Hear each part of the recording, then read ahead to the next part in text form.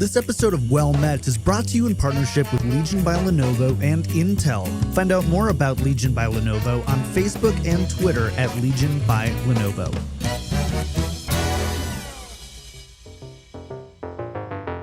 You're listening to Well Met, a Hearthstone podcast brought to you by BlizzPro.com.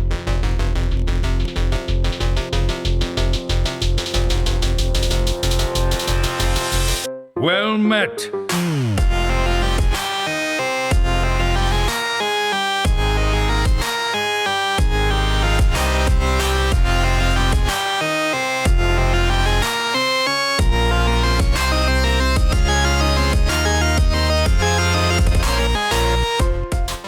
Hey everybody, welcome to episode number 94 of Well Met. We are a Hearthstone podcast brought to you by BlizzPro.com from Denver, Colorado.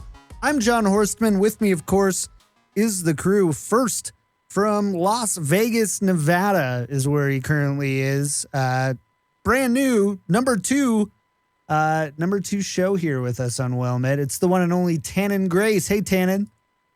How's it going, John? Good, man. Good. It's been a week. I lost my voice this weekend. It's just, just kind of weird. We're doing this on a Monday night. You forgot to tell me we were recording tonight. I forgot. You forgot to confirm or deny that you can make it tonight. So, it's going to be great no matter what. Spoiler alert, he made it. He made it. He's here. So that's cool. All right. Let's go over to Kansas City, though, with the one and only JR Cook. What's up, JR? Man, it's been a rough weekend for me. For Royals fans everywhere. I'm not going to discuss it, though, on the show.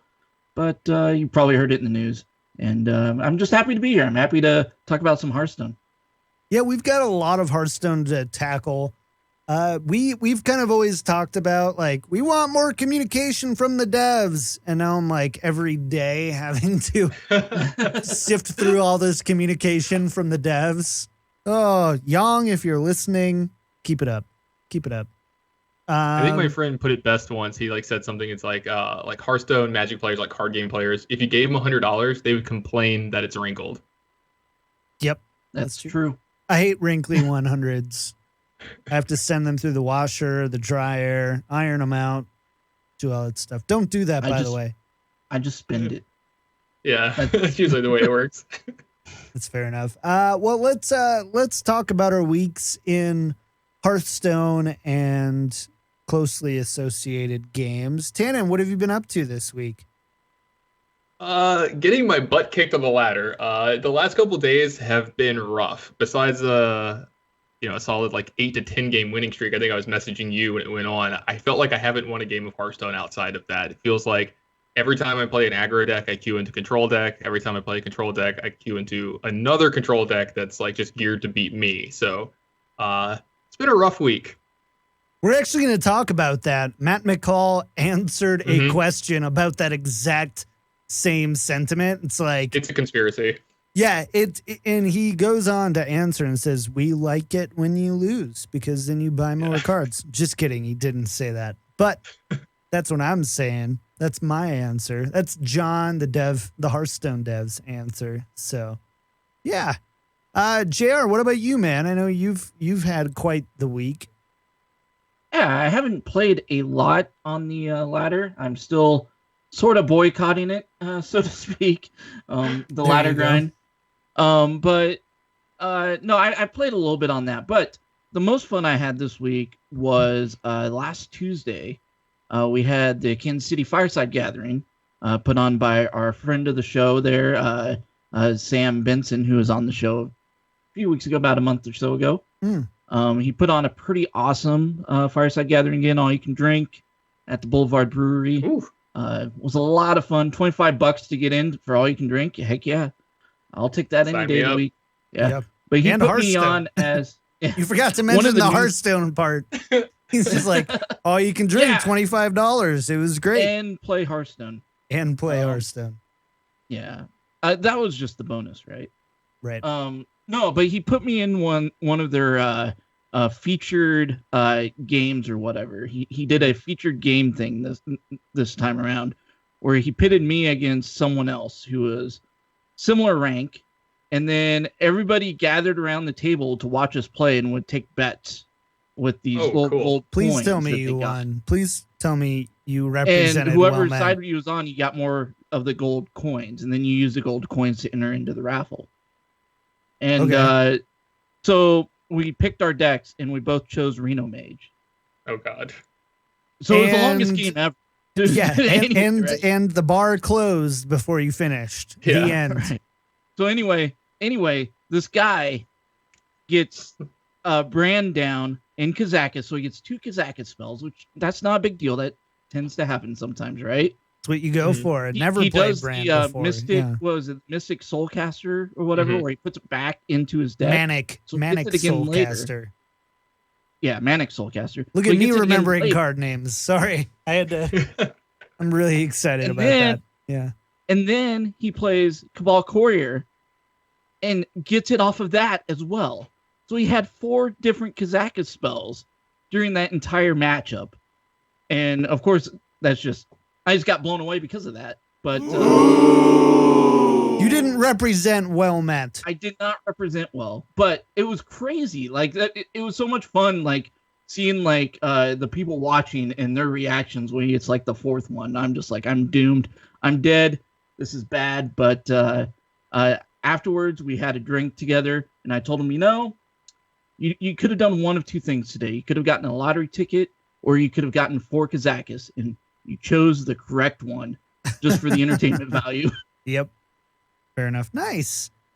But Nice. no, that was a lot of fun. I really enjoy those fireside gatherings. Right. And then this weekend, our Team Hearth League, I had a crazy match.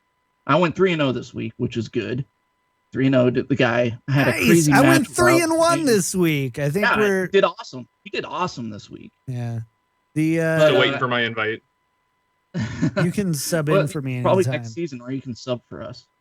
I'm in. But I had a crazy matchup where I was playing my Reno Mage, and he was playing a Control Shaman, and it went to fatigue, and it actually went down to, I actually fatigued down to 1 life, and he was at 1 life when it went to my turn. So I fatigued down to 1 life, and then was able to ping him with my spell power to win. Nice. Where we were both fatiguing like that. It was crazy how, and the reason that I won that was because I got to pop off Reno 3 different times. Wow. 6. And he complains about the 4 Kazakus spells. Yeah. I wasn't complaining. I enjoyed it. It was a fun game. Yeah. Both of them were fun games. But I got to play Reno 3 times.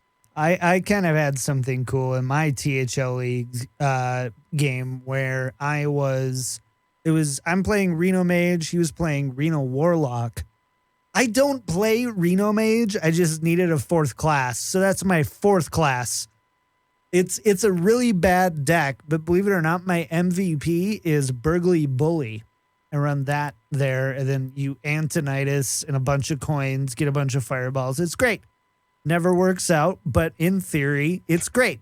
So basically what happened is I got the Bran Kazakus combo and got 2 10-minute spells. He's kicking my butt the whole time. Like I'm surviving somehow, but he's always got board presence. He's always out-tempoing me on everything.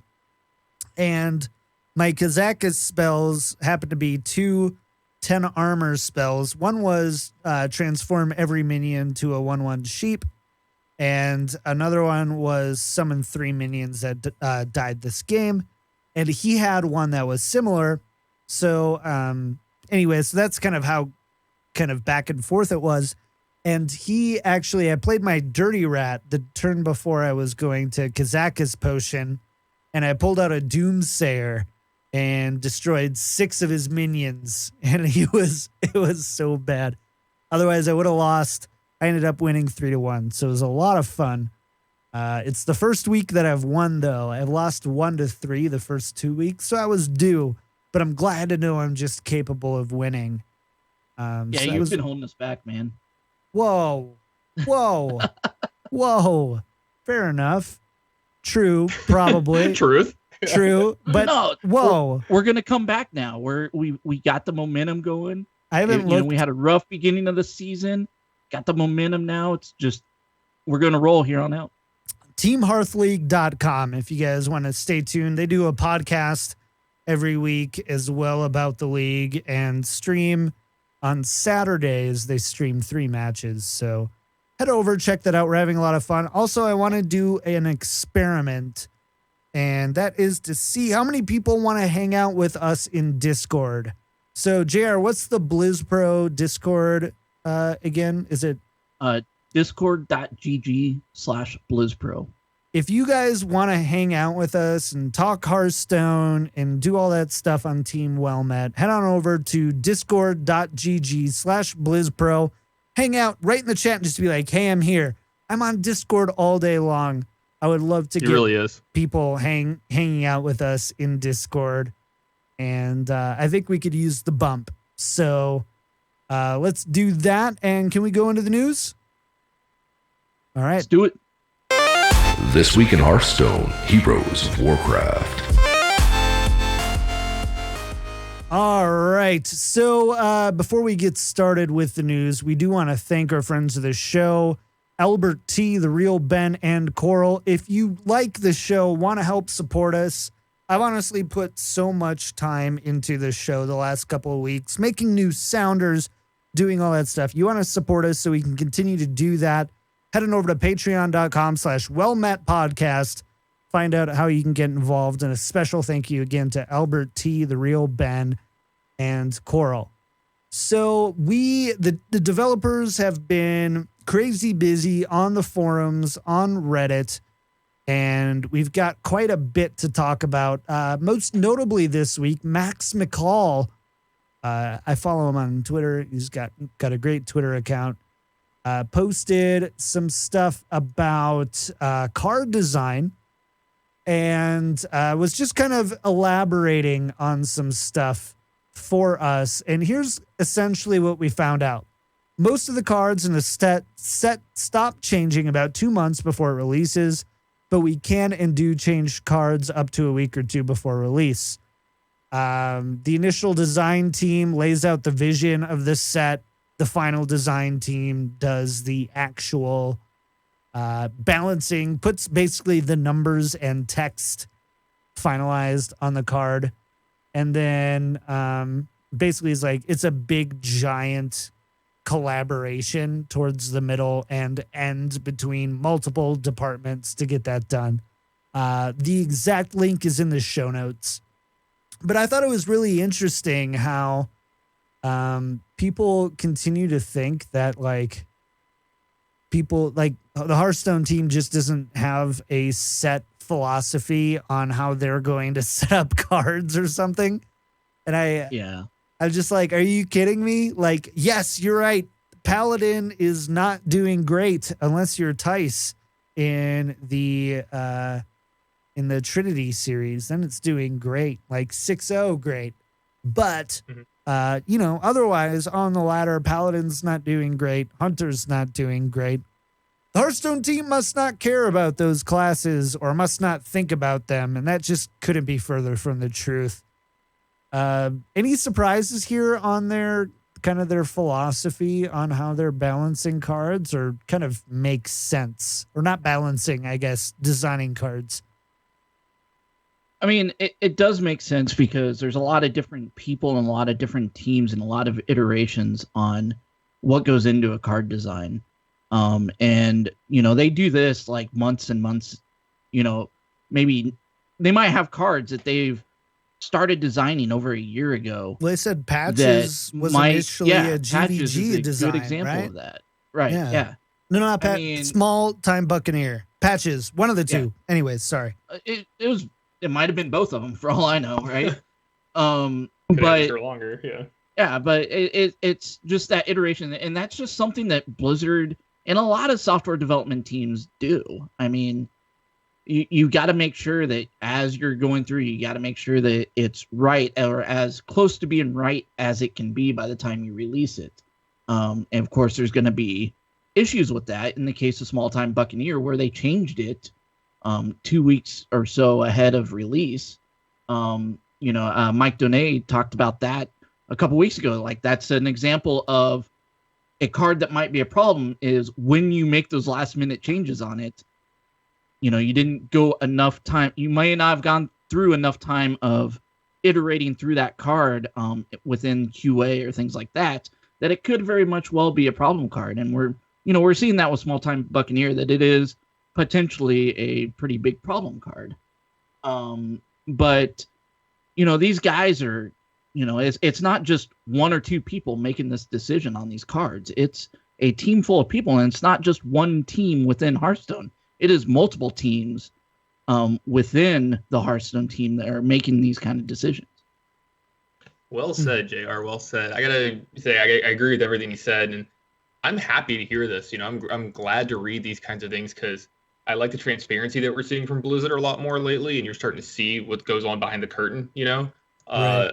So to say, and I like hearing that it goes through multiple teams because you know how small the group was when they first started Hearthstone, right? And then it's like I think they put up the number the other day. It's like more than quadrupled, like every section. It's like it doubled every year or something. Yeah, exactly. Like that. Yeah. They started with like 15 people, and they're up to like around 100 now. Yeah. They're like 80 or 90 or 100, something like that. And so, the more people that get their hands on it, as long as it's still streamlined, which it seems like it is. So it seems like their process is working, at least for most of the cards. You know, as you say, Small Time Buccaneer might be a problem, but I like the idea of more eyes and ears and hands getting on these cards more often and going through more people, because less likely you'll have these mistakes and you'll have to have cards changed less likely, hopefully. But I mean, they can't like completely know exactly how broken some of these are going to be until they get them into the hands of all the best players in the world. And that's the hardest thing to have happen when you're developing cards, is to anticipate exactly what's going to happen when they get put into the real world. But they can do as good a job as possible, and I think they've done a bang-up job over the last couple of years. Yeah, I mean they're putting out a couple hundred cards a year, and usually it's cards that were not usually, but in the past it's not been cards that have been released new. It's actually been older cards that ends up getting the nerf treatment or rebalancing. We'll call it rebalancing. That's our new PC way to say nerf. Counterpoint though, there are some people who think that having an initial and a final design team, it seems kind of counterintuitive to putting out cards that A, in a timely manner, and B, that fulfill the vision of the initial design team. So as a counterpoint, do you guys think that maybe one design team would be better? As we all are game developers here on the show and have extensive game development experience in the best gaming company in the world, is okay, that's a bad way to tee you up. But do you like the idea of two design teams? Why do you think it works well? Why do you think it might not? From a software development standpoint, I know I personally prefer to have as many eyes on something as possible, because people are going to catch things that you didn't think of, and they're going to see things that you didn't initially see. So having an initial design and then taking it through the process and then having another set of eyes make it better, or make sure that, you know, this is what we want. I personally don't see an issue with that. In fact, I can only think of good things that can come from something like that. Strong agree. Strong agree. Love the idea of multiple teams getting involved in this, because one, it prevents any form of like favoritism with kinds of cards or anything like that. I'm not saying anyone ever would do that, but like, you know, you're like, oh, this card's my baby. I really want it to make it through development this way, the way that I envision it. And then everybody else is like, man, like this card's just too OP. Like we can't have this card show up. It's going to ruin the game. So like when you have, it's like a checks and balances system kind of thing going on. So I'm all for it. And maybe they have something like the Dino Flask Overwatch video of Jeff Kaplan, where the two designers decide who's going to win by wrestling. Oh yeah. Yep, totally. Wrestle with Jeff, prepare for death. Yeah. That's how that went. So, I mean, and so I've been thinking about this a little bit, and like the initial design team, as Matt McCall points out, is all about like the big picture, the setting, the theme, the mechanics, sketching out ideas for new deck types, and support the set vision. The final design teams, they make the card fun and make it balanced, I guess, is the way it goes. And it's a little bit of a balance of like creativity and math. They both have both involved, right? But a lot of people aren't, these super artsy, creative people and also excellent math people. There are people who live that way, but there are plenty of people, math people specifically, who are not uber duper creative coming from a math person. And so it also makes sense that you get both of those. And I think people all of a sudden think like it's like a shipping depot. Like once it leaves your building, it never comes back and you never see that again. And you never get to go, ooh, I don't think this fulfills the theme that we're looking for. Or I don't think it does, justice to the mechanics that we initially had in mind. Let's talk. If there's one thing that I understand from Ben Brode, Yong Woo, and I don't want to put words in their mouths, this is John inferring what they've said, is it's an incredibly collaborative team. And collaboration like oozes out of Team 5's walls in how they develop all of their sets. And yes, people have roles and responsibilities, but it's a lot more than just, I did my part, next part on the assembly line, never see it again, and done, right?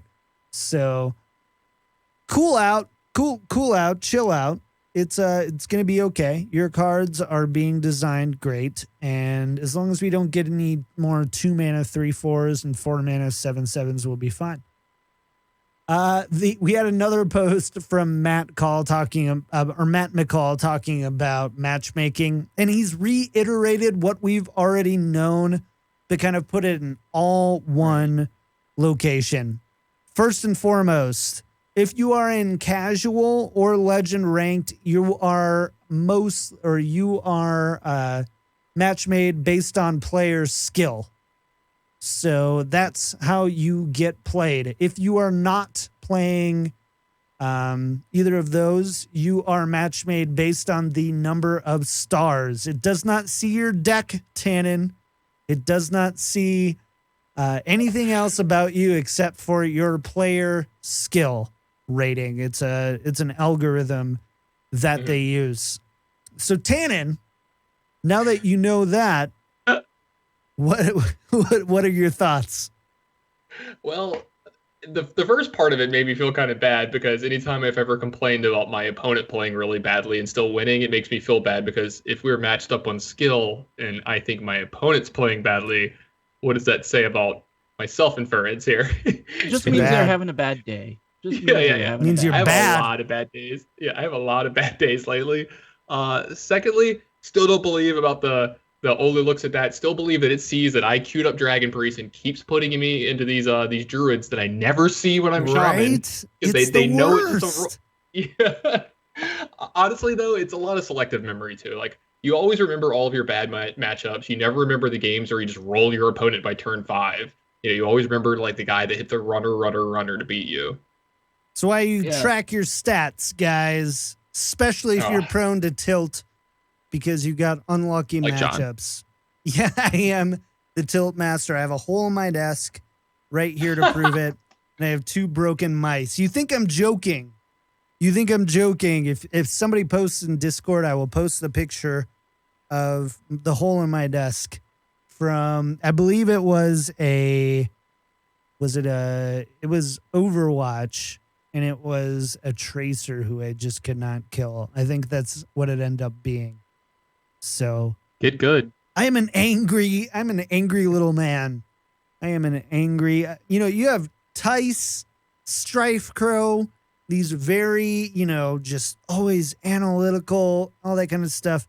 And right below the bottom of all the lists is where I live. And because I'm so salty all the time. What do we have going on with predetermined rarity, JR? What was this about? Yeah, so there's an interesting Reddit thread that I saw this week on the Hearthstone subreddit, written by Real_HS, who is the same person that brought up last year when we talked about pity timers. And if you remember, shows from almost a year ago when we talked about pity timers, it's basically you have an X number of packs to open for a better chance at getting a legendary. And by, I believe, your 40th pack or something like that, I don't remember the exact number off the top of my head right now. You're guaranteed a legendary if you don't get one by then, right? Yep. Well, he has a new hypothesis now about predetermined rarity in packs. And the way that they determined this was there was a server crash on the Chinese servers. And before that crash happened, there were some people that took videos of their pack openings. And then the crash happened, they got all their packs back, and they took video of their pack openings, and it ended up the rarity matched up in each pack. The cards weren't the same, because the cards are actually generated when you open the pack. But this is saying that the rarity itself is predetermined already. So he's looking into this now on if there is a way that they can determine what you will get in your next packs as far as rarity is concerned. And I think that is really interesting. Spoken like a true software developer right there. It's like, that sounds hard. Yeah. Oh, it sounds really awesome. Hard. It sounds awesome because then you can end up going, if I have this, this pattern of card openings, I can determine what my next X number of packs will probably be. And if I want to go ahead and spend money on that now on this set, or save it for later, or, just open it with gold for now for a while until, the next set, then I know that, okay, this next set, I know that I'm going to get X number of legendaries when a new set comes around. And that's what something like this could determine. Hate it. You hate it? Hate hearing about this. Yeah, I hate hearing about predetermined stuff in packs. Like, I just don't even listen to it because I just want to believe that it's all random. And there's no set to it whatsoever. I mean, one that made me kind of believe the fact that, it is actually random. I think it was VLPS, tweeted about this a week or two ago. The guy that was on the show just a few weeks ago, that he finally opened a pack that had 2 legendaries in it. And he had never done that in the history of Hearthstone. That guy has opened more packs than all of us combined. I guarantee it. Than all of us combined. He's been playing since day one, pretty much, and has almost an entire golden collection and stuff. And I don't think he's spent as much money as I have, though, because that's probably true. Still open more. Some of us have gone infinite on the game, but yeah. So I mean, it turns out it's the way I thought it was. As soon as you accrue your digital object of a pack, it's predetermined. You're going to have this many of X rarities in your pack, right? You're going to have 2 legendaries or one epic or whatever, blah blah blah, or whatever. And then when the pack opens, it's randomly created from an algorithm, and that's how I always believed that it happens. And we're getting confirmation of it now, so that's nice to know. Well, it's not confirmation; it is just a hypothesis. It's not proven. It's not proven, but it's pretty. It's a theory. It's an excellent theory with great information backing that theory. But I don't know if we'll ever get confirmation from the Hearthstone team on this one. I have a feeling that they're just gonna say, nah, well met. They need more stuff to talk about, and when they have a dry spell, they can go back and return to this. We're not gonna say. We never got confirmation about pity timers either, right? Right. I don't think we're gonna get anything like that from either one. Right. Totally agree. Last but not least in the news from developers. Yong Woo, we've had him on the show once, and we've met him at BlizzCon twice. I like to say he's a friend. I like to say he's, I could give him a high five on the street, and he would high five me back. And basically, on the forum, someone's like, I like it when there's, here's their exact thing. It's really short, so I'll just read it. I like it when there's special limited time events, but it's bad when you can't get them in certain regions, like the Toronto event. Are they planning on having it available in all regions at some point before it goes away forever? I can't stand Anduin. And all the Lord's people said, amen. So the base. Yong Woo says, thanks for the message. I'm a big fan of Priest as well, and I totally get why you'd be bummed that you can't unlock Tyrande. When we do special promotions, we want the people who participate to feel really special for being involved. At the same time, we totally acknowledge that people who can't participate can feel really left out, especially if the reason for not being able to participate is out of their control, region access restriction, or maybe they weren't around when the event was happening, etc. Given this, we are actively looking into ways to grant access to new heroes and card backs that some players may have missed out on. We'll make an announcement once our plans are solidified. So nothing really new here, but again, just a confirmation. They're still looking at it. They're still looking at ways that they can make that happen. I don't have the Samsung Galaxy Gifts card back. I could have gotten it, but I didn't want to emulate, and I thought that it was kind of cheating because I knew one would come to iOS eventually, and then, I don't know, it just felt... Never did. What's that? It never did it? Yeah, it did. We have Khadgar. He was the World Wildlife Federation card back that was iOS only, so Khadgar only could be gotten from iOS only. And since that happened, I was like, I just want to play fair. I want to play right. That's what I keep telling myself, at least. Do you guys, Tannen, what do you think here? Do you want a way to go back and get specific season or promotional card backs, or do you like the idea of just one and done? Yes and no. So the specific card backs for seasons, if you miss it, you missed it. You're not going to go back to the season. You're not going to get that card back. Sorry, it's gone. Now the promotion stuff like Tyrande, like you're talking about, put a time limit on it. Be like, all right, if it's accessible for you, if you can get it some special way, you get it, and we're not going to release it in the public for a year, year and a half, whatever mystical number they wanted to come up with, and then everyone can get it for $9.99 or whatever. Make yourself some money. Blizzard, release it to everyone at some point in time, but keep the people feeling special for a year. After a year, no one cares anymore. Everyone's seen that hero enough times. I have a feeling. Sorry, I have a feeling that's kind of how it's going to work. Especially when it came to Khadgar, which John brought up. I feel like that was an Apple exclusive for a set amount of time, and it's probably a year. And that's probably what a lot of these are. A lot of these promotions are tied to something that another business is doing. Khadgar was with iOS as part of their promotion with the worldwide, the WWF, right? And not the World Wrestling Federation. Yeah, not that one. I keep thinking Vince McMahon Vince that it come McMahon, busting in here with a steel chair. Right. Oh no, he's got a steel chair. Yeah. The Samsung one that John talked about was for, the phones that blew up. And then S5, bro. Come on. I never keep them straight anymore.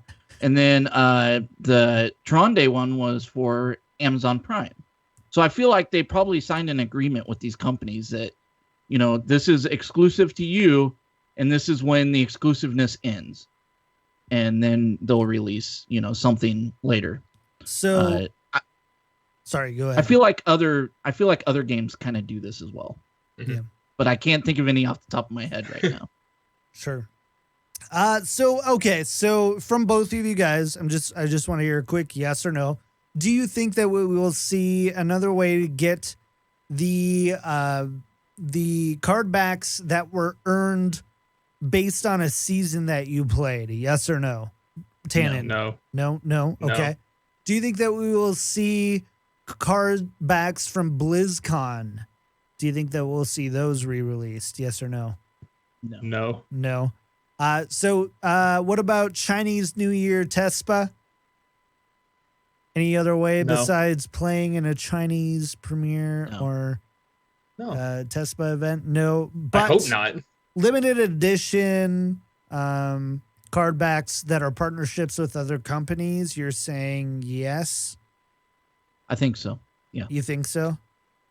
Yep. Tentative no. Tentative no. Okay.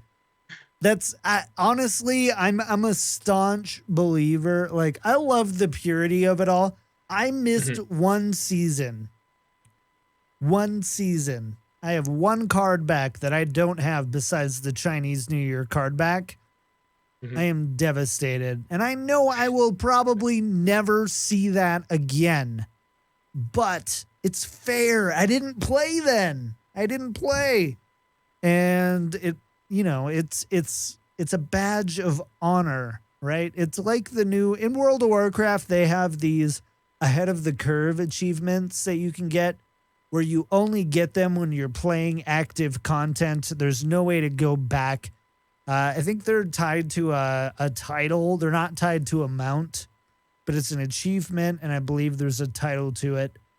It's kind of the same thing for me, and I think that all that stuff they want to keep there. Yeah, and it's not like they're running out of card back ideas, I hope. Right. I would say that the BlizzCon ones, like, you could have gotten those regardless of what region you were in or anything like that. You just had to buy a virtual ticket or something to that effect. I feel like the season card backs, like, there is an achievement that you are actively going for that if you get, then great. You got it and you're good. And I feel the same way about the Chinese card back, where you have to basically win a really high level tournament or go to a really high level tournament to get that, right? Right. Whereas the companies are like, there are people in regions that would never be allowed to have access to that. It was very region exclusive, right. Or very device exclusive. And that's why I feel like those are a little bit different, because not everybody had the chances that they could have to get one. Right. That's the only difference I have. I get it. At the same time, it's not like they didn't think about that before they inked the deal, right? And if you're a company, they're like, hey, we're going to give you this exclusivity in a card back, which, let's be honest, in Hearthstone means nothing if it's time gated, right? You have 50 plus probably card backs to choose from now.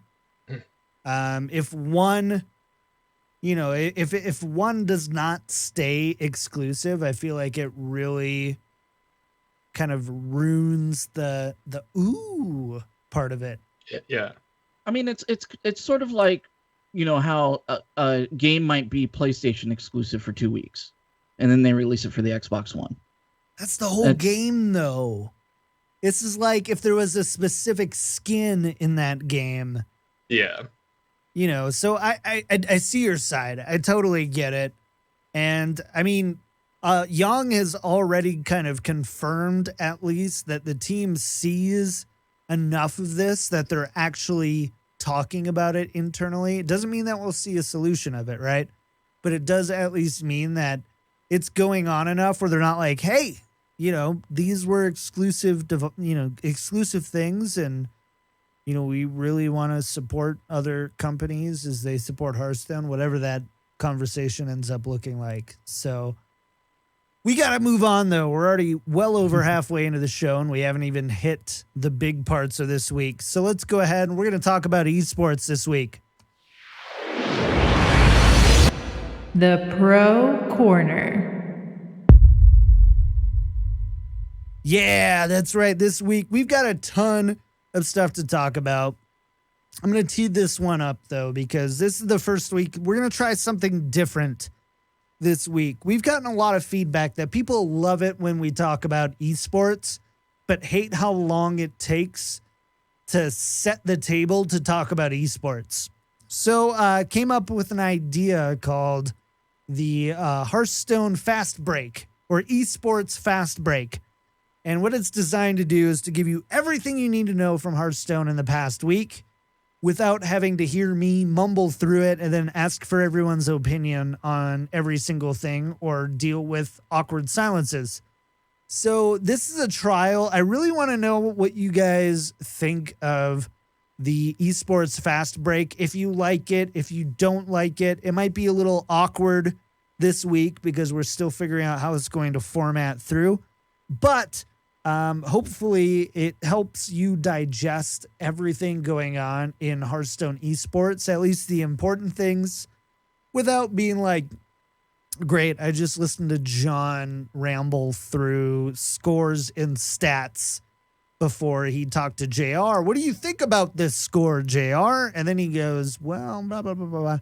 And don't worry, we won't do this intro every time. From now on, it's just going to be the Hearthstone Fast Break or Esports Fast Break. But let's go ahead and give it a shot, and we will be right back after that.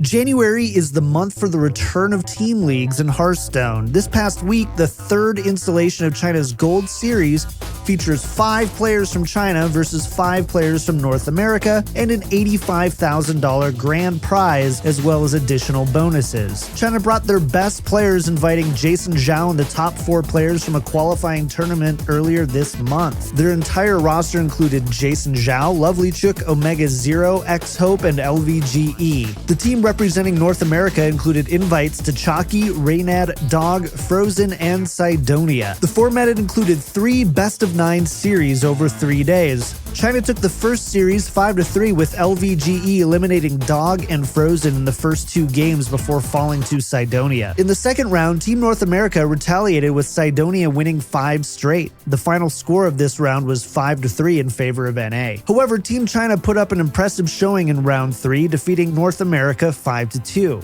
This third series was not met without controversy, which we will discuss later on in this show.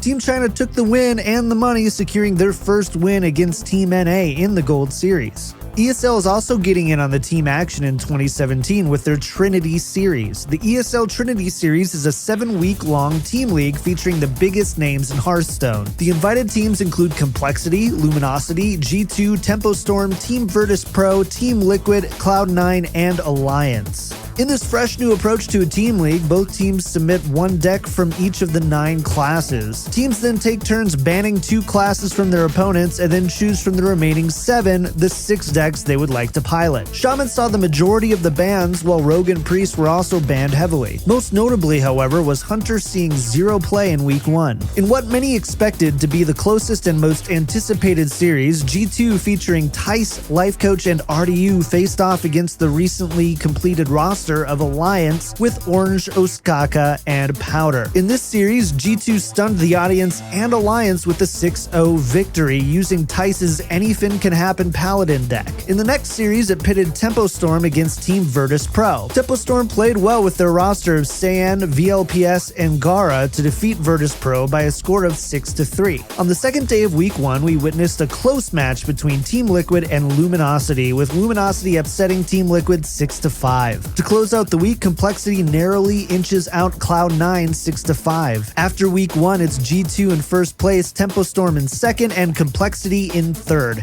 Tune in on Wednesdays and Thursdays at 10 a.m. Pacific on twitch.tv/ESL_Hearthstone to follow along. And that's going to do it for this week's Esports Fast Break. Woo! So that's it. 3 minutes. You got everything that you need to know from this last week of Hearthstone Esports in 3 minutes. Let me know, though, if you don't like it, we'll just cut it. We'll do it manually, or we'll talk less esports. I get it, but we'll do it live. We'll do it live, damn it. All right, so let's go ahead. I want to talk about Trinity Series first because I'm most excited about Trinity Series. We talked about the format a little bit in the fast break. But one really cool thing about this team league is that we actually get to zoom in and listen to the teams as they discuss plays. So all 3 players right now, Tannen, JR, and I could be a team. We could be Team Wellmet, and people could hear Tannen and JR talk about plays while I scratch my head confusedly in the background. And I don't know if my back can take that. I would have a lot of back pain from carrying you guys for okay, wow. Now there it is. Just savage over here. We got Young Savage with Amnesiac. Old. We've got Old Savage with Tannen. I'm twice his age. With the tan I am man. twice his age. Right. No, we're not making that a thing. We're not It's a making thing. that a thing, JR. It is. No, It's not whenever a you thing. make jokes like From that, I'm going to call you Tan Man. I'm honestly from Las Vegas, Old Savage Tannin Grace. That's what it's going to be from now on. But let's talk a little bit. There's obviously some awesome things when you get such amazing rosters playing Hearthstone together. And one thing that I noticed from these 7 teams is that there are a lot of good, really good teams in Hearthstone. You've got Orange, Ostkaka, and Powder on Alliance. G2 has always been one of my favorites with Life Coach, Tice, and RDU. Even teams though like Complexity, right, where they've got Super JJ on there. Stan Sifka just signed with, was it Virtus Pro, I believe is who that was with. Like there's really good rosters in Hearthstone right now. Tannen, how do you think that having 3 people making the plays that we're used to one person making, how do you think that affects the game as a whole? So it definitely affects it a lot, actually. I find that sometimes it's a lot harder to play correctly when you have 2 other people in your ear telling you stuff. You can't really like centralize your thoughts, right? You know, you have your line, know what you're trying to do, and someone else is like, oh, what about this? And someone else is like, oh, what about that? And it kind of distracts you, right? And you only have so much time per turn. So you hurt a lot of people very quickly trying to go through different lines in every turn. And I think it's actually can be a hindrance at times. Well, and sometimes it can help. So maybe it balances out. I'm not sure. I have to actually like experience it on this kind of stage because I've actually played in some gigantic team events before for like Magic. I've played on the Pro Tour for team events when we can talk games over and talk turns over. And the way we approached it is you let the person who's playing the game play the game. There's a reason they're on your team. There's a reason you trust them as a teammate, right? You know how good they are. If they are about to make either a huge blunder or they ask you something, that's when you speak up. Otherwise, you let them, figure their things out and do their stuff. I'm excited about the way they're doing this, that like it is actually a team format because we've seen team events in the past where like it's not actually really a team event. Like everyone's kind of playing for themselves. Like if you and I are on our team, John, like whatever you do in your match almost never affects me in this team tournament. While in this one, it 100% directly affects you. Right. Right. And then not to mention we get to actually listen to the players talking about it. That has been an absolute delight. Getting to listen to Chalky talk about Hearthstone when somebody else is playing it. I mean, the guy can't help but meme. Like he literally just memes the 100% of the time while the match is going on. And I'm just dying over here trying to watch the match and just laughing my butt off at Chalky. So I've loved every second of it. And I'm going to be watching more of it this week than I did last week. It's really interesting to watch the different dynamics because, Tannen, you talk the way that your team does it. One team that there were two teams that really contrasted really well. G2. So G2, Tyson RDU did most of the talking. Life Coach was sitting back, kind of just, whatever, kind of hanging out. That's just how he is too. However, when he said something, G2 always went with it. Like he just had that much clout with the team where it's like once Life Coach is weighing in, we know that he feels strongly enough to, do that, right? Right. And you see that dynamic with a lot of teams too, where you have 2 guys who are like more, I don't want to say boisterous, they talk more. Like I'm the guy that talks a lot on the team, and then one of my teammates, whenever he speaks up, it's like, well, we should probably listen a little bit more because his stuff usually, is a little heavier. Right. Totally. The contrasting side to that, there's quite a few ones. Like I think honestly, oh my God, I'm not gonna remember Chalky's team. Why can't I? Luminosity. Thank you. Luminosity. It was very much all 3 players weighing in very heavily, and I would say very close to equally, right? Where it was, Chalky and Zalay were always, kind of weighing in and having things. Who's the 3rd one from Complexity? I'm gonna suck for a second and say, yeah, I can't remember. Was it like Frozen or something? Anyways, yes. Is that it? Mm-hmm. anyways, it was very much a three-way contribution where you could tell that they kind of set up where everybody kind of weighs in, and then the piloter goes, okay, this is what I'm going to play. And I thought it was really great. Now, one of the downsides of having this, though, is that number one, obviously, no teams argued as far as I saw there. There was no name calling. I want to see that. Like, you're stupid. There are a few rosters that I'm worried about. If they don't do well, they might get to that point. But for the most part, it was all really civil. And even times where it's like, I disagree with this, but I'm going to play it anyway. Or I disagree with this, but, you know, you're piloting the deck right now. We saw a lot of that for the most part. So I thought that was great. But you really have 3 times the brain power in a lot of ways for this. So one thing that I noticed could be a downside to this is that you are dealing with basically perfect plays on each side, which is great, but it also eliminates a lot of the variance. And in that case, it becomes very matchup dependent. It becomes a lot less about who's piloting the deck. You know, if you have VLPS on Control Warrior, yeah, great, he's doing that. But honestly, you know, a team of 3 players can probably get too close to the same spot where VLPS is on his own on that Control Warrior. Once you see that, you know, it's kind of that thing where you get less of that specialization, right? And once you get that, is Hearthstone fun knowing that it's either RNG or matchup dependent in this hypothetical world? What do you guys think? I'm like, it has to be a balance of both, in my opinion. That's why, you know, whenever I watch like esports or anything like that, like the randomness that can happen is still a big deal, even though skill is very, very important to have to determine who is the best player. There still has to be some kind of variance within there on, you know, something that might put someone over the edge and then they can take advantage of it. Or as opposed to, you know, just straight up, this deck beats this deck. We know that 90% of the time. And why did we even play it out if we know how it's going to end? Right. Tannen, what do you think? Again, JR just knocks it out of the park with his answer, just spot on.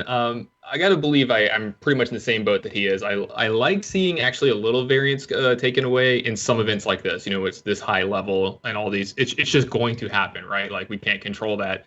They aren't going to mess up as much as some other people do. But at the same time, I do, like he said, there has to be some kind of random element to it. Otherwise, it's not fun anymore. I mean, if you want to play a game where the best player always wins, go play chess. Like, just go do that. Like, don't play Hearthstone, don't play poker, like, don't play these games. Like, the randomness part of it is what makes the game fun. Like, if I go play against Stan Sifko or one of these guys in these teams that's infinitely better than me, they're still not going to win like 90 games out of 100. I'm still going to get in, you know, my wins here or there and get, you know, 30 to 40 to 50 wins. But they're definitely a better player than I am. And that just makes the game fun. So I love seeing this kind of stuff. Right. Cool. I mean, that's all I really wanted to talk about. I think the format is really interesting. I think that if you are into Hearthstone Esports, this should be on your weekly watch list because this is pretty big. I can't think of a big team or a big name that they didn't lock up for this tournament. So you definitely should be tuning in every week. Wednesdays, Thursdays, twitch.tv/ESL_Hearthstone. 10 a.m. Pacific time. So check those out. Let's move on over to the China versus NA Gold Series. We already talked about the results from that, but this tournament was not met without some controversy. Was it not, JR? Yeah, there's a little bit of controversy surrounding this. Mainly it came down to right at the end of the tournament. And where LVGE, is that who it was? was making a play where he was hovering over Dirty Rat against a hand that who I don't remember who he was playing against. Chalky. It was Chalky. Yep. And Chalky had, I believe, Edwin Van Cleef and something else that wouldn't have hurt on a Dirty Rat on turn 2, right? Mm-hmm. What you would have been hurt really hard by was if it was a Gadget Zan Auctioneer. But apparently the headphones weren't very soundproof, and you could hear the announcers going nuts about it. You could hear the crowd, you could hear the teammates, things like that. And as he hovered over it, and he was like, well, it's not really the best play, but he went ahead and played it anyway after he heard, the crowd or whatever. And then it pulled and Edwin Van Cleef, and they basically ended up winning the match on that. Right. The biggest thing that and then Raynad complained about it later on that specific play, and they called an admin over, but it's not going to do anything at that point. It was tournament point at that time. The biggest thing for me though was the tournament should have better gear that's going to make things, so you can't hear, the crowd or the announcers. They should have noise canceling headphones, and they didn't. With white noise, that's like a huge deal. Well, yeah, that's like a really huge deal. They should have had that right at the beginning. But to me, the players should have complained about it at the beginning, and they didn't. They didn't complain about it until right at the end. And that to me was like, yeah, I get your point on that. That was a deal. That was a big deal at the time.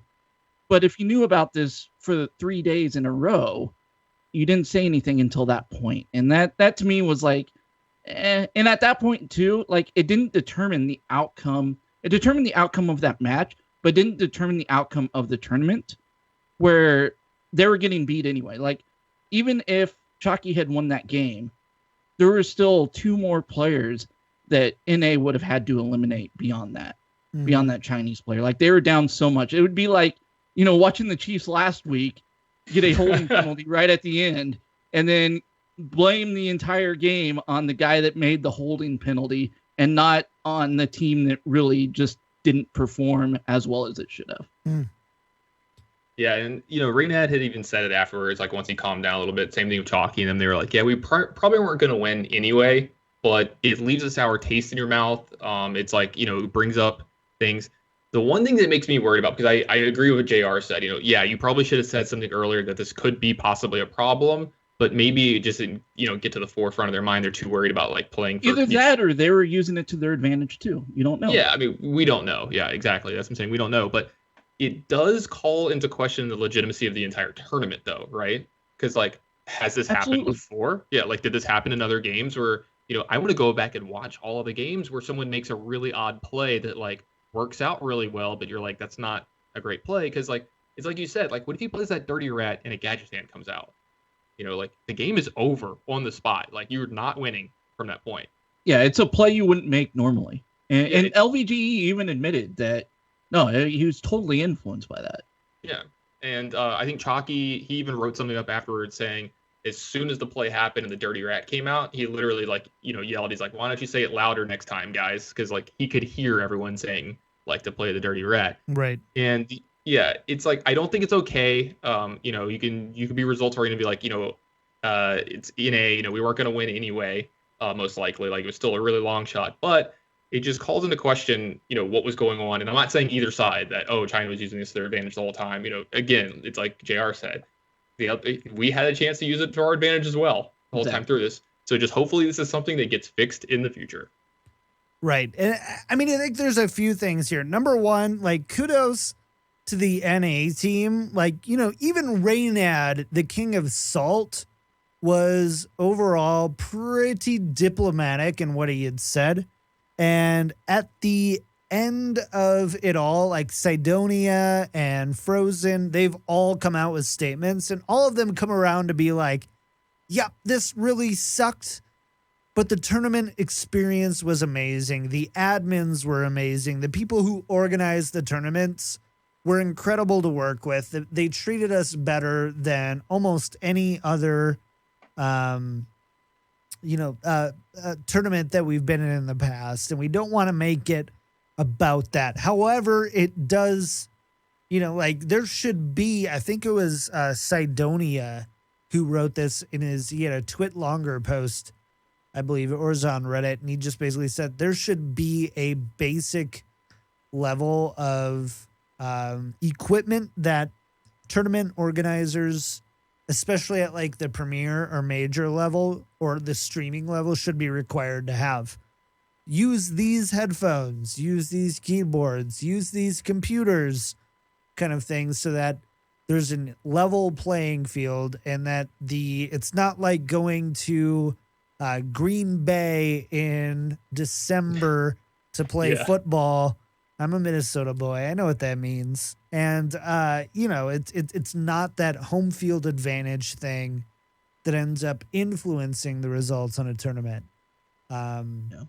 Yeah. But almost everyone agreed that the Dirty Rat play was the incorrect play, and that it was made partially, if not wholly, based on the reaction of the China team, the casters, and the crowd.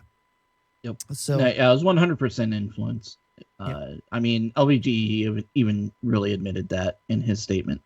Yeah. And I mean, I think you put it best, John. It's like, it was a great experience for the players. It was a great tournament overall. It's just unfortunate that we had this like one little mishap at the end kind of mire the entire thing. Because otherwise, it's an amazing. Like, I remember I've talked to Firebad about his experience playing in it before, and he's like, "Yeah, it's like the best experience I've ever had playing Hearthstone. They're just amazing to you there. They treat you like a rock star." And I was like, "Yeah, this is something to aspire to if you're a competitive Hearthstone player. You want to play in this match." And so hopefully this doesn't deter anything in the future. Like, hopefully we get another China versus NA. So Right, so that's it. That's everything for esports this week. It's a little bit heavier than normal. More than likely in the future, unless there's something big that happens out, we'll probably just esports fast break it and kind of go straight into the next piece if people like the fast break. If not, we'll go from there. Let's jump into the meta. Beat 'em or join 'em. Oh, no. So this week, honestly, not much has changed. What a surprise. We're probably halfway to more than halfway through this expansion.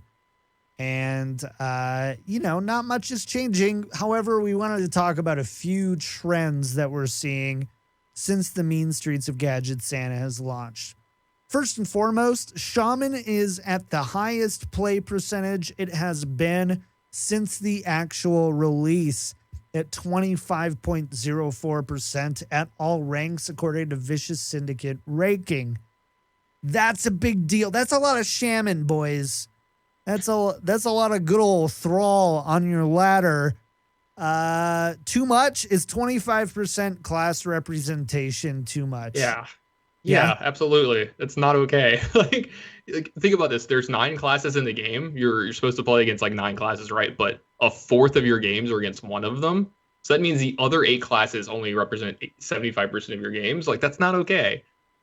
And not to mention that Paladin and Hunter represent less than 3%. Yeah. So between the two, like, let's just put them at 5%. That means that 70% is represented by 6 classes. Right? I mean, yeah. I mean, isn't that the whole loop? Scientist, so. Isn't that the whole loop of of the ladder versus? Wow.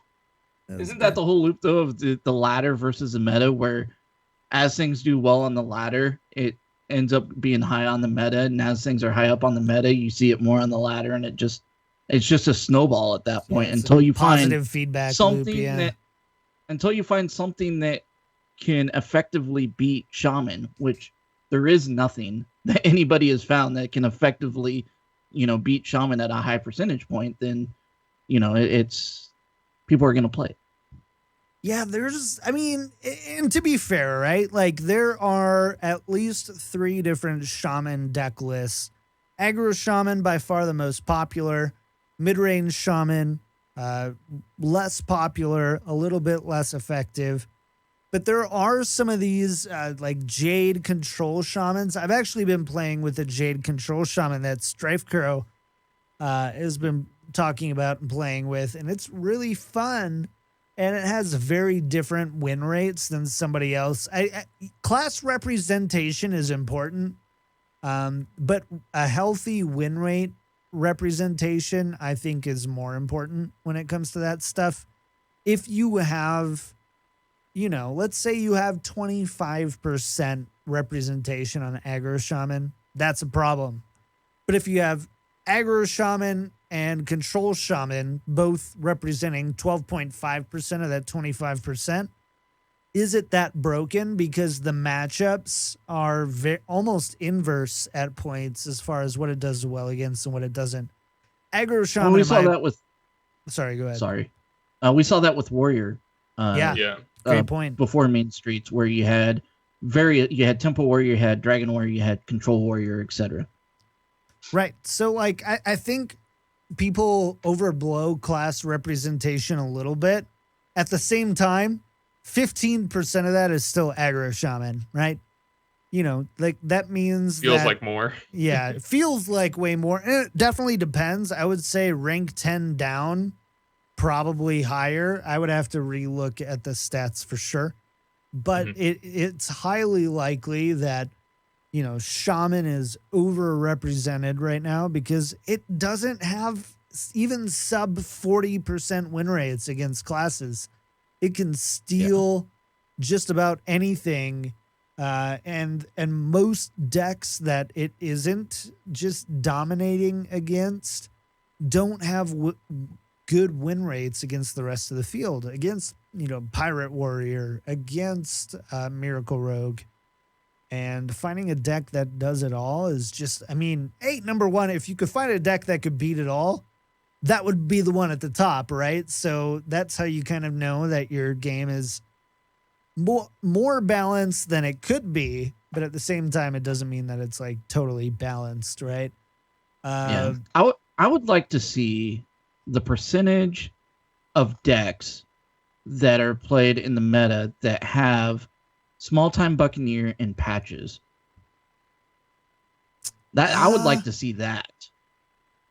Because I think that by itself is more harmful than just representation of one class over another. Well, that's the reason why we're having the problem that we're having is because of those two cards getting paired together, and that Shaman is just the best outlet. Like with a close second being Rogue, it has the best cheap weapons in the game. Like, we've talked about this with class representation. You made the joke about how like Hunter is just not a class anymore. I am a firm believer that if you print one or two slightly different cards, like if Glaive Zuka was still legal, you'd be seeing Hunter on the ladder right now. Because think about people going Small Time Buccaneer into patches and into Glaive Zuka. Like, that's a nightmare. Like, you're at like 15 before you stabilize. Right. It's the only reason that we don't have Hunter. Cheap weapons. That's the one thing that makes Hunter go from like last of, at least top Unplayable, 3. Yeah. To answer your question, JR, about 45% of decks. Oh, so they do have the info. I'm just taking Aggro Shaman, Midrange Shaman, Pirate Warrior, and Miracle Rogue and combining them and just kind of going, well, makes sense, right? So the number's even misleading in a way too, because like there's decks that just can't play that. You know what I mean? So like you're not going to play it in Reno decks. Like you're not going to play it in classes that don't have weapons. So that number actually just feels extremely high to me. Right, because, Paladin and Hunter are virtually out of the equation, right? Mm-hmm. So you're talking 45% between Priest, Warlock, Mage, and Druid is the other 55% of decks that don't run the Pirate class. On top of, like, I don't think, does Control Warrior run it? I don't think it does. I don't think so. I've seen it kind of there. People have definitely experimented with it. Long story short, you have to be a weapon class and you have to have a 2-mana weapon. Like you just have to, or a 1-mana weapon like Shaman has. If you don't have that, like Hunter, Paladin, I guess you have Light's Justice, right? Which is 3? Is that 2 mana 1/5? It's 1 mana, 1/4. There's mana, also a 1/4, 2 mana thank weapon you. in that class. I've tried it out. Like I've tried to make that deck and like see if you could have patches and Buccaneer and Too stuff in it. slow. It's just not good enough. You're just too slow. Too slow. Makes sense. Because like you're trying to buff you still have to play like buff cards and like your minions don't survive. Like Right. people trade, you know? Right. Another thing I wanted to bring up with you guys, Priest. So Priest is actually doing quite well in tournaments. It saw 4 of the 20 bans, I believe. 1, 2, 3, 4, 5, 6, 7, 8. Anyways, it saw the third most bans at Trinity series, behind Shaman, of course, in first, Rogue in second with 5. I believe it was 11, 5, and 4, but I don't want to finalize that. And seeing really decent tournament level play, but we're not seeing it really at high level play on the ladder. What is your take of Dragon Priest not doing so well? Tan and JR, you have thoughts? Yeah, I mean, it's mostly because it's a counter deck, right? Like it's okay in the ladder. Like I've been playing it to some okay success, but like people in the ladder still play Jade Druid. Like I still don't understand why people are playing that deck. Stop playing it. It's bad. But like, you still run into it every now and then. It's so hard to win. But in tournament play, when you know what classes they have left and like the decks they have left, if they have an aggro shaman and a pirate warrior deck left over, you're actually in a pretty good spot queuing up Priest there. Like I would actually just like bet on the side of Priest. Because, yeah, you're never going to get a huge advantage, but this is a class and a deck that is set there just to counter other decks. So you're going to see it at high-level tournament play, and you're not going to see it so much on the ladder. We've seen that before in the past, but... Is it the same with Anything Can Happen Paladin? Do you feel the same Very way? similar. Yep. Yes. Yep. Okay. That deck's also very hard to play correctly, by the way. You have to pay a lot of attention to all your turns, and I'm usually doing 6 things while I'm playing Hearthstone. Unless your name is Tice, that is. Yeah. JR, you were saying. He's a god.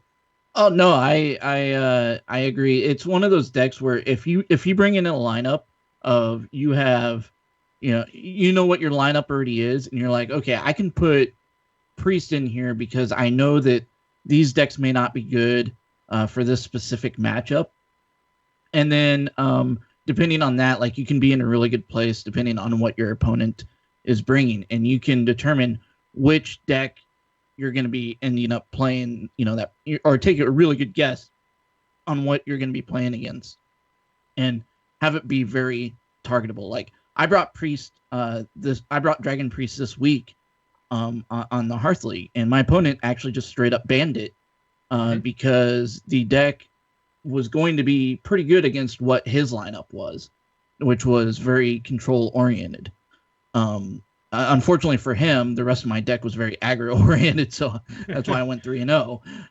And Priest was actually I hope my next opponent's not listening to this, but Dragon Priest is actually my worst deck.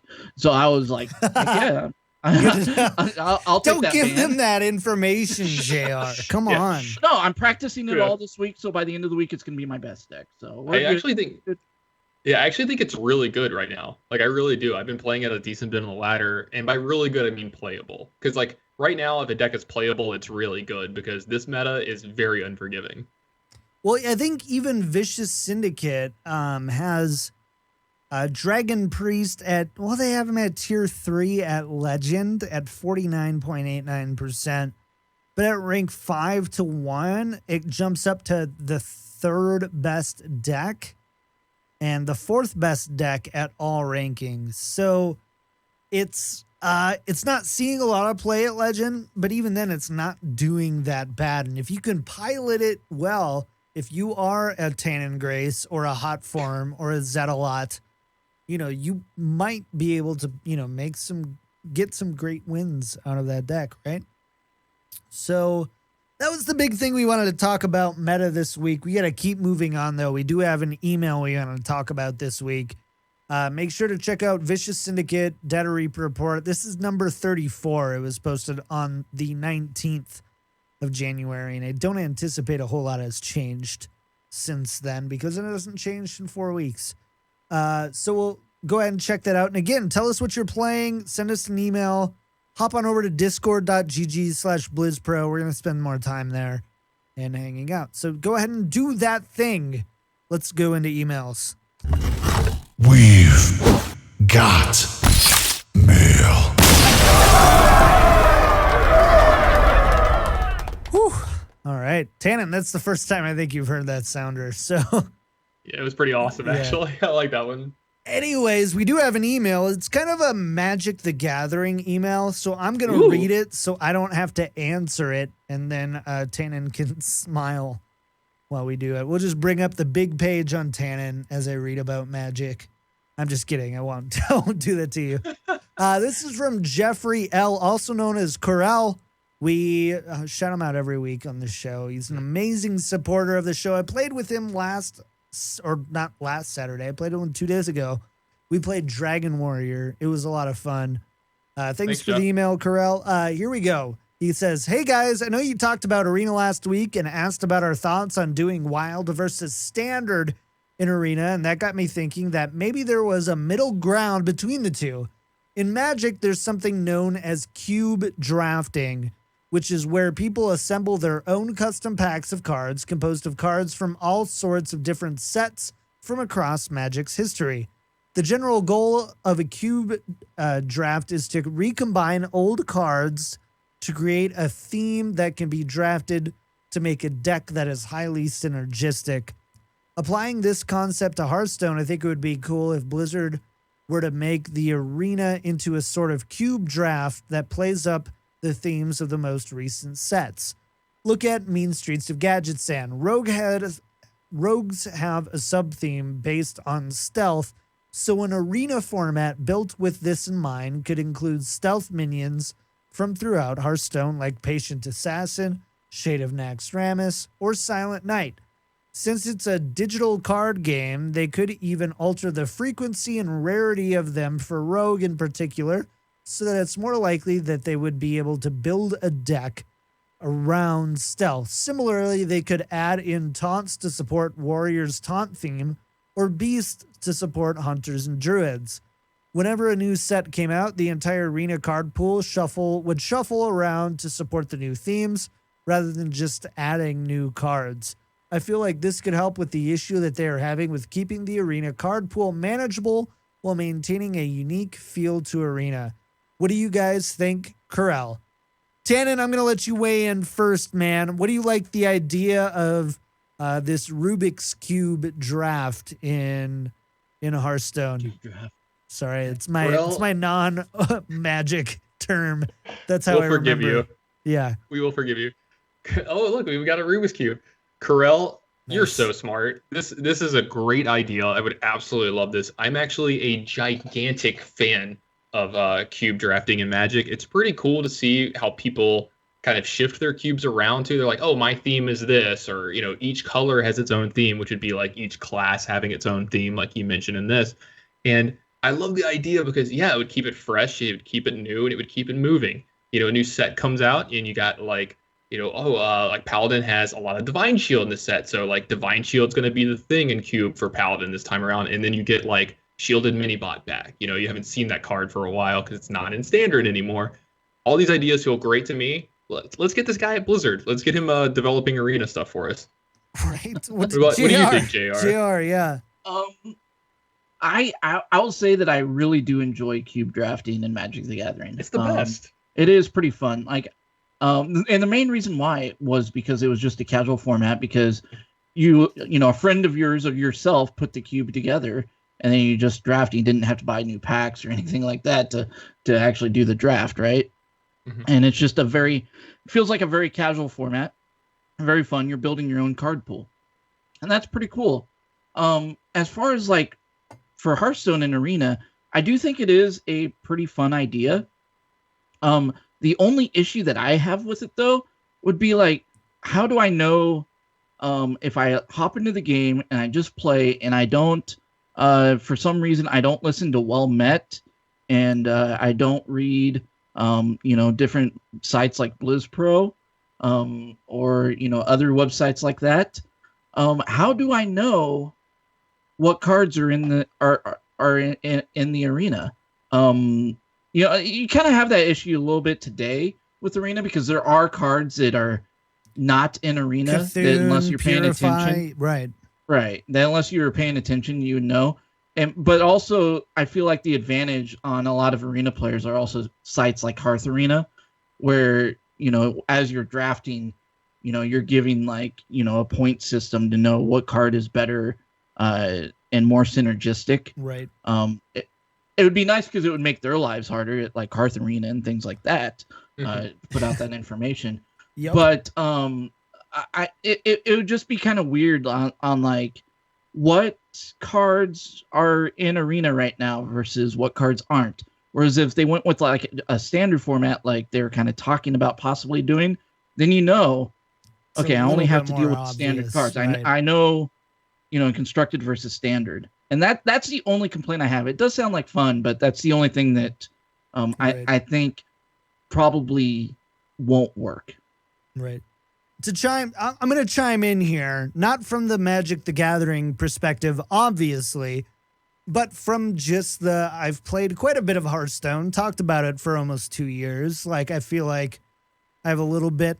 We get a lot of emails about, I have an idea for a feature in the game, and a lot of them aren't very well thought out. They're just not. It's like, how about you just make it so you can have 60 cards and 4 of each card in a deck, and be like, no, sorry, dude, it's not going to happen. Go play Magic. Right. Yeah. But, or like make the, once Reno rotates out, make the hero pool or the hero health pool 60 so that way aggro isn't as popular. And I'm like, yeah, you just introduced 9 million bad things into the game, so you don't have to play aggro shaman 15%. Alex Draza would be awesome. Right. Yeah. There goes 45% of your health. Anyways, Correl, I thought that this was a really well thought out email. The big thing that I think Tannen and JR are saying, and I think that I would echo, is it's not that the idea in itself is really sound. The idea is how, I can play this on my phone, right? If I'm going to play this on my phone, how do I know what my card pool is? How do I know which cards are included or not? They've already kind of made that a little bit with standard, but it's whole expansions, right? Whole expansions are discluded from this. And that's the one thing I could see here is, how do you find a way to effectively communicate that to whoever is playing Arena, that whether they're on iPhone, iPad, computer, they know or have a spot to easily scout out which cards are included or discluded in that. Because you need to know that for, synergies on like, okay, I want to keep this card because I know that this card might be coming up and it's going to be perfect later on. Right. And I'm going to take that chance. I'm going to get it later. Yeah. Right? Say you're going to you want to make a Silence Priest and Purify's not in there. Or you like, oh, Cthulhu cards would be so cool. And you find out Cthulhu isn't in rotation. There's no chance of you getting that card at all. Right. It's like, that's the only thing is, but at the same time, they could just as easily say, hey, we want the next level of dedicated players playing Arena. So this is the card pool now. It's this selected card pool. Here's the website where you can see all of these things. Or maybe if there's not enough synergies, maybe a simple mouse over or holding your finger over could show the cards that it synergizes with, or other cards with that keyword. If it's taunt, here's the other warrior cards with taunt, or whatever. Like there are ways. Warrior Dream. Never gonna happen. So I think that there are ways to do it. The question is, how much is the Hearthstone team willing to lose in the just obvious rule points that they've already kind of set in place for the game as a whole? But yeah, any other thoughts on this email, guys? Or you feel pretty good? I'd play the hell out of it. Play the hell out of it. I love it. It'd be fun. Mm-hmm. I agree. It'd be fun. Awesome. Well, we got to call it a show. We've gone a little long already. Oh, that was a fun show. Tannen, sorry that you don't keep close enough attention to Slack, and I don't keep close enough attention to your one replies. message. Right, I missed one message. The important ones. But this was a fun show.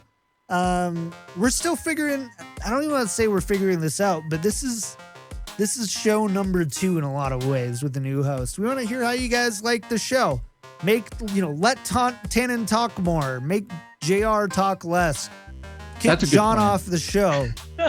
We get that last email all the time. Get John off the show is the first iTunes review we got when I podcasted. No, don't kick John off. I don't want to have to actually do the actual work. There's a lot of buttons to push, man. There's a lot to do. Anyways, I know. I've seen your soundboard. Right. Hearthstone, if you like the esports fast break, all that stuff, let me know so that we can continue to work on that awesome stuff for you. And if not, I will work on something else. I only cry a little bit. I won't send you a video of me crying. So thank you guys for your emails. Thank you to our patrons. Albert T, TheRealBen, and Correl are MVPs, friends of the show. MVPs is the payload. Our friends of the show. Thank you so much. We started talking about a little bit, something I'm working on doing is doing a weekly or bi-monthly or monthly show match where we bring on a couple of pro players and then we from Well Met, cast it and we get, great players. Ray C has already said, dude, I'm in. Just let me know when and where. I'm ready to play. Freshka, right? Yeah, Freshka has kind of said the same thing, which I saw him on Hearthstone the other day. He's played a little aggro shaman, so he's doing well there. So that's our Freshka update, right? He's like, I'm just gonna go face now. So if you guys want to see that, I'm gonna probably end up making that a Patreon goal. So if you want to see kind of weekly show tournaments, I'd probably throw it up on the feed as well for people who wanted to see it. So if you want to see that, want to support the show, help us be able to spend more time into, our different themes, like trying out the Esports Fast Break, trying out and making that awesome Tannen intro that I didn't, I got so many. Oh, there we go. I couldn't find the button. And help me find the buttons more. Patreon.com/WellMetPodcast. JR, what do we have going on for iTunes reviews this week? Yeah, this week we had an iTunes review in the USA from Stray Dog 1963. Nice. Which I hope that someone adopts him pretty soon. Same. It's a long time Stray to be a Dog. Stray Dog. So... Awesome. I'm a dog lover. I hope somebody takes care of this guy. Right.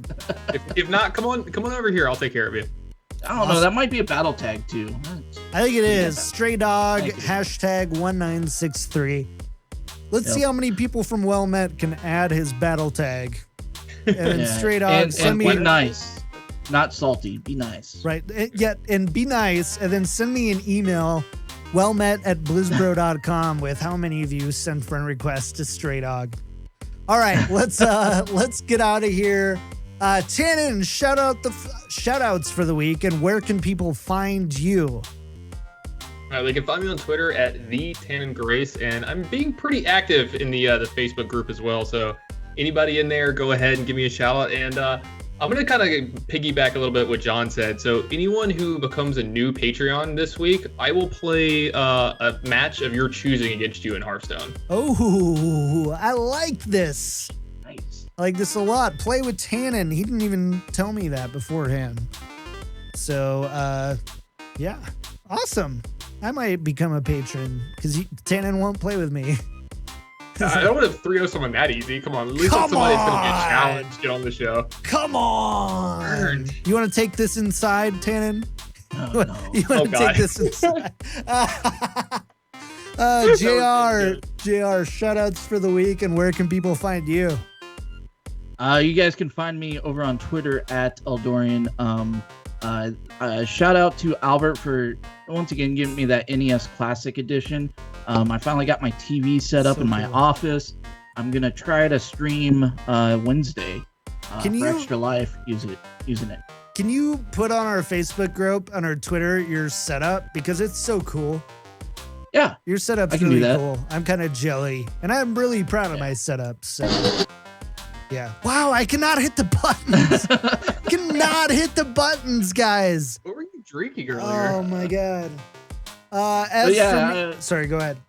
Oh, no, I was just going to say, I'm going to try to stream for Extra Life this Wednesday and try to make it a more usual thing. I'll probably be playing like NES games and things like that. Also, a shout out to Sam Benson again for putting on a great fireside gathering here in Kansas City. Awesome. Cool. Well, as for me, you can find me on Twitter, Twitch, Facebook, Discord at Kick Tripod. I'm Kick Tripod everywhere, and my website is kicktripod.com. You can find my Discord channel and all that stuff there. And shout outs for me. Shout out to Pumbaa, who I played this week in Team Hearth League. And we had a good time. We played. I won. That felt great, but he was very gracious. And if I didn't pull his Doomsayer, he would have won. So shout out to him as well.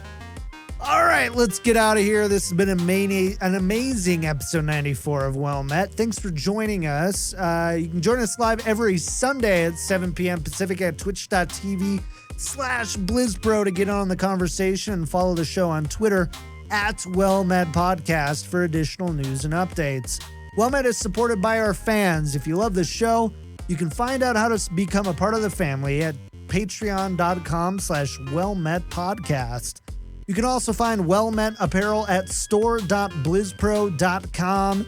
A special thanks to Jake Butineau for our music and Scythe Designs for our graphic design. This has been episode 92 of Well Met. We'll see you guys next week. And again, please send me your emails and hang out with me in Discord. Please. So lonely. I'm so lonely.